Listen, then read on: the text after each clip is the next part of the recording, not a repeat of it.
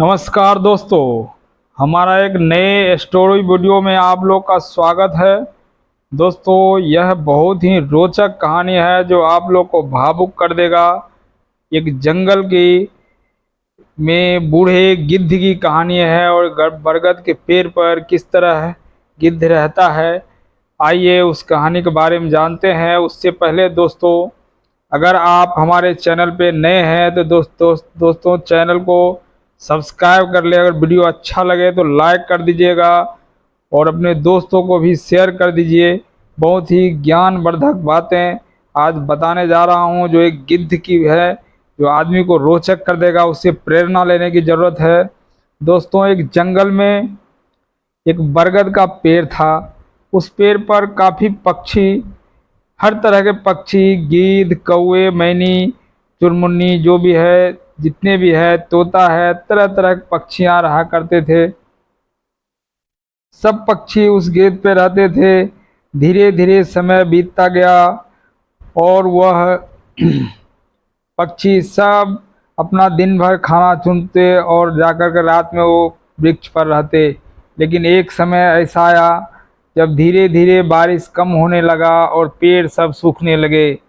पेड़ सब सूखने जाने के बाद धीरे धीरे सब पक्षियों बरगद के पेड़ के छोड़ बरगद के पेड़ के छोड़कर चले गए और सिर्फ वहाँ दो वृद्ध गिद्ध जो है वो वहाँ पर रह गए। और जो वृद्ध गिद्ध बाबा जो है उसको सब पक्षी गिद्ध बाबा के नाम से बोलते थे, पुकारते थे उसको, जो गिद्ध बाबा करते रहते थे। सारे पक्षी जाने के बाद गिद्ध बाबा जब नहीं गए, कुछ दिन बीत जाने के बाद सारे पक्षी वापस गिद्ध बाबा के पास आए और बोले, गिद्ध बाबा आप चलिए यहाँ से, ये बरगद के पेड़ अब बहुत पुरान हो गया है, अब यह बरगद के पेड़ रहने लायक नहीं है। बहुत सारा मनाने के बाद जब गिद्ध बाबा नहीं माने, फिर सब पक्षी वापस चले गए और दोनों वृद्ध गिद्ध वहीं पेड़ पर अपना समय गुजारते रहे। समय बीतता चला गया। कुछ दिन बीतने के बाद फिर सारे पक्षी एक बार फिर आए गिद्ध बाबा को मनाने के लिए। फिर सब गिद्ध बाबा के पास आने के बाद गिद्ध बाबा को बहुत से मनाए। सब बोले, चलिए गिद्ध बाबा, ये पेड़ को अब पूरा घून पिपरी सब खा रहे हैं, अब यह रहने लायक नहीं है, यहाँ कभी भी खतरा हो सकता है, आपके ऊपर खतरा आ सकते हैं, अब आप यहाँ से चलिए। फिर भी गिद्ध बाबा ने उन लोगों का बात नहीं सुना और समझा, बोला जो तुम लोग जाओ, जहाँ जाना चाहते हो तुम लोग रहो अच्छे से, हम इस पेड़ के छोड़कर नहीं जाएंगे, चाहे कुछ भी हो जाए। चारों तरफ से बारिश भी आते रहता बीच में और गिद्ध बाबा सूखे में वही सूखे पेड़ पर बैठे रहते। किसी तरह फिर भी सारे पक्षी फिर निराश होकर के फिर अपने अपने घोंसले में चले गए। काफी दिन बीतते चला गया। फिर सारे पक्षियों की एक बार मीटिंग हुआ, क्या किया जाए, गिद्ध बाबा तो आ नहीं रहे हैं, हम लोग उनके बिना यहाँ कैसे रहेंगे। मन नहीं लग रहा था गिद्ध बाबा के बगैर। सब पक्षी ने मन ही मन एक विचार किया, क्यों ना हम लोग को एक बार इंद्र भगवान के पास जाया जाए और गिद्ध बाबा के बारे में बताया जाए। सारे पक्षी एक बार मीटिंग करने के बाद आपस में मशवरा किया और इंद्र भगवान के पास चल जाने का फैसला किया। और कुछ समय बाद सारे पक्षी ने इंद्र भगवान के पास चले गए और उनसे अपनी दुखड़ा बताने लगे।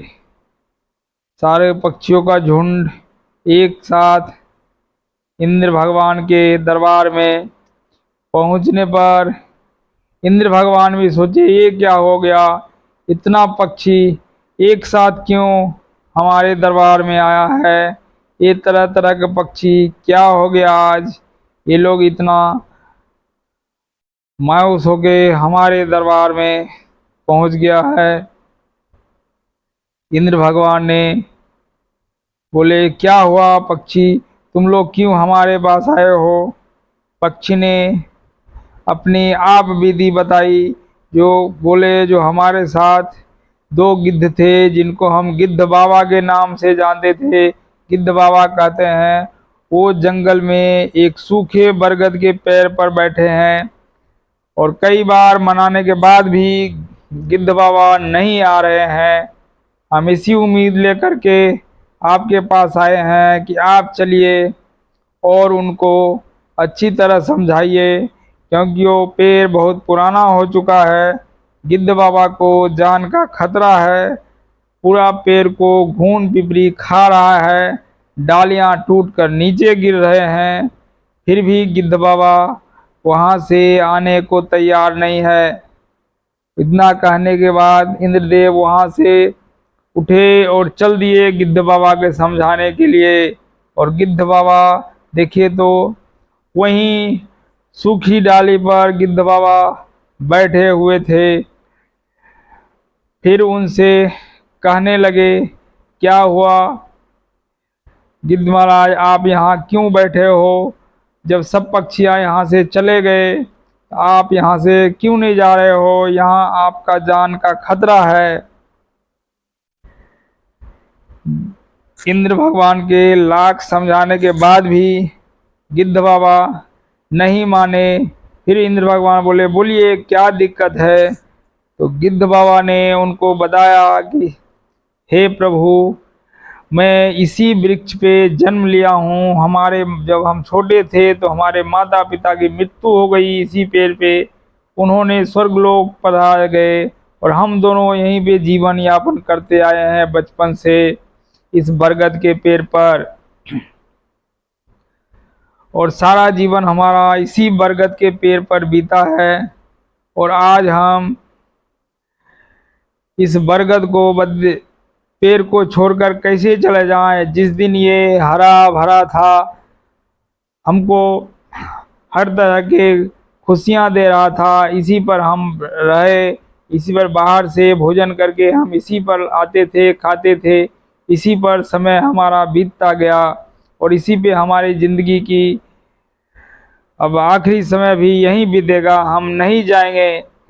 इस हालत में हम बरगद को पेड़ को छोड़कर कैसे जा सकते हैं।